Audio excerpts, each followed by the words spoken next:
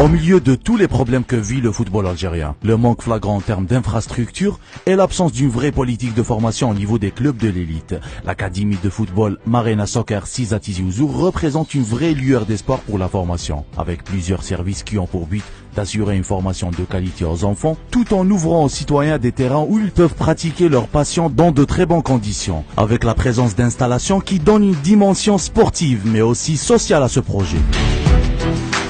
Donc le projet de Marina Soccer est scindé en trois phases. La première phase, c'est celle qui est aujourd'hui réceptionnée et réalisée.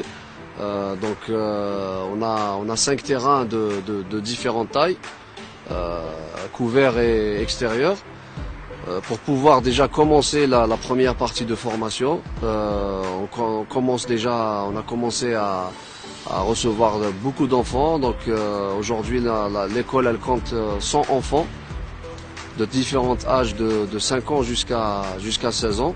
Détecter et former aujourd'hui les grands noms de demain. C'est sous ce slogan que Marina Soccer a officialisé un partenariat de formation avec l'Espanyol de Barcelone, un club de l'élite espagnole connu pour sa politique de formation et ses nombreux partenariats dans le monde entier. Chose qui représente une excellente opportunité pour les jeunes de cette académie en vue d'une carrière professionnelle prometteuse et bien encadrée, partie sur des bases solides. Après quelques mois de négociations avec un club de première division espagnol, on a fini par conclure avec l'Espanyol de Barcelone notre partenariat dans la formation. On est sûr d'avoir, une bonne formation, un suivi au quotidien, vu qu'on a un DTS qui a été mis en place par le club, qui sera constamment ici à notre niveau. C'est lui qui se charge un peu de tout le volet formation, que ce soit les enfants, que ce soit les formateurs.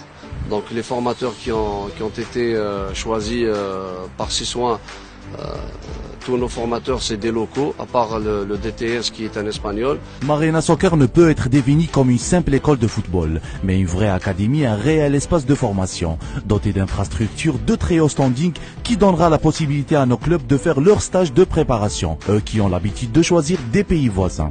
Pratiquement, je dirais, tous les clubs sont en train de faire leur stage chez des pays voisins.